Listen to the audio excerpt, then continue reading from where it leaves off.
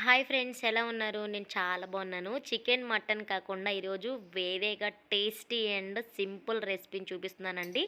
అదే మనకు తెలుగు వాళ్ళకి ఇష్టమైన బోటీ కర్రీ అండి. వావ్! ఆసమ్! ఇందులో ఎలాంటి ఫ్యాట్ కూడా ఉండదు. చాలా అంటే చాలా బాగుంటుంది. ఎలా చేయాలో వీడియోలోకి వెళ్ళి చూసేద్దామండి. ముందుగా ఒక కుక్కర్ తీసుకోవాలండి. కుక్కర్లోకి ఆయిల్, సరిపడినంత ఆయిల్, అంటే నేను 4 పావులు ఆయిల్ అయితే యాడ్ చేశాను. నీట్గా క్లీన్ చేసుకున్న బోటీని అయితే నేను పెట్టేసుకున్న. మా హస్బెండ్ చేస్తున్నారండి, నాకైతే రాదు. ఆయిల్ అనేది హీట్ అయిపోయిన తర్వాత గ్రీన్ చిల్లీ, అలాగే 2 మీడియం సైజ్వి ఆనియన్స్ కూడా కట్ చేసుకుని మంచిగా కలర్ రావాలండి. ఇందులోనే కొద్దిగా జీలకర్రను కూడా యాడ్ చేసేసారు.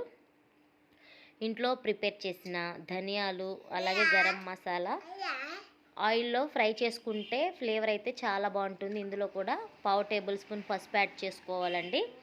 మా హస్బెండ్ నాన్ వెజ్ అయితే భలే చేస్తారు. నాకైతే చేస్తాను కానీ ఓకే, మా హస్బెండ్ బాగా చేస్తారు. ఆనియన్స్ వేగాక అల్లం పేస్ట్ కూడా యాడ్ చేసుకున్నాక నీట్గా క్లీన్ చేసుకున్న బోటీని కూడా యాడ్ చేసేసుకోవాలండి. చూసారా, నేనే యాడ్ చేసేస్తున్నానండి. తను వంట చేస్తుంటే బోటీ నేను యాడ్ చేస్తున్నా. కొంతమంది తినరండి, కానీ టేస్ట్ అయితే బాగుంటుంది.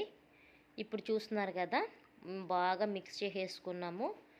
ఇప్పుడైతే ఆయిల్ చూసారా, మనకి ఆయిల్లో బోటీ ఇలా ఉడుకుతుంది కదా, మూత పెట్టకుండా సైడ్కి అయితే ఇలా పెట్టుకుంటే, మనం మీడియం ఫ్లేమ్లో పెట్టుకుంటే మనకి బోటీ అనేది కొంచెం బాగా ఉడుకుతుంది. పాప చూడండి ఇక్కడ ఎంత అల్లరి చేస్తుందో.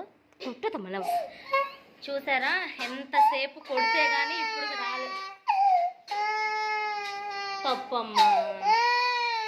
ఇప్పుడైతే కొద్దిగా సాల్ట్ యాడ్ చేసుకోవాలండి. నేనైతే ముందు ఎక్కడ కూడా సాల్ట్ చూపించలేదు కదా, ఇప్పుడైతే సాల్ట్ యాడ్ చేసుకోవాలి. చూసారండి, మూత సైడ్కి పెట్టి ఉడికించుకుంటే మనకి ఇలా దగ్గరకు వస్తుందన్నమాట. ఒకసారి బాగా మనం మిక్స్ చేసుకుందాం. దగ్గరికి వెళ్ళు. పాప అయితే ఇప్పుడు వరకు ఏడ్చిందండి. సారీ చింతల్లి. ఇప్పుడు కారం కూడా యాడ్ చేసుకోవాలండి. ఇక్కడ నాన్ వెజ్ కాబట్టి నేను 3 టేబుల్ స్పూన్ కారం అయితే నేను యాడ్ చేసుకున్నాను. ఒకవేళ మీరు స్పైసీ వద్దు అనుకుంటే ఒక అర టేబుల్ స్పూన్ తగ్గించుకోండి. బాగా మిక్స్ చేసుకున్న తర్వాత ఇప్పుడైతే ఒక పెద్ద టమాటో కూడా యాడ్ చేసేసారండి. అస్సలకి అంటే ఎలా ఉందంటే చాలా అంటే చాలా బాగుంది. ఒకసారి బాగా మిక్స్ చేసేసుకుందామండి.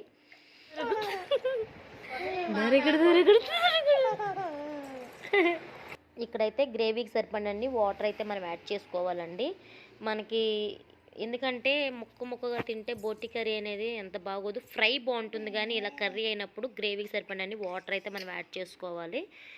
ఈ వాటర్ అన్ని యాడ్ చేసుకున్న తర్వాత మనం ఒకసారి మొత్తం కలిసేలాగా మిక్స్ చేసేసుకుని కుక్కర్ మూత పెట్టేసుకుందామండి.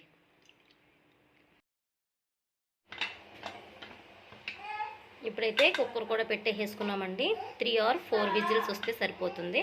హై ఫ్లేమ్లో పెట్టేసుకుని ఇప్పుడైతే అయిపోయిన తర్వాత చూపిస్తాను.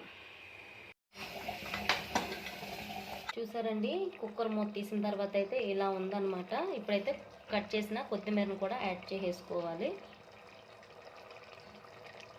కొంచెం పులుసు అయితే ఉందని చెప్పేసి మేము స్టవ్ వెలిగించుకున్నాము.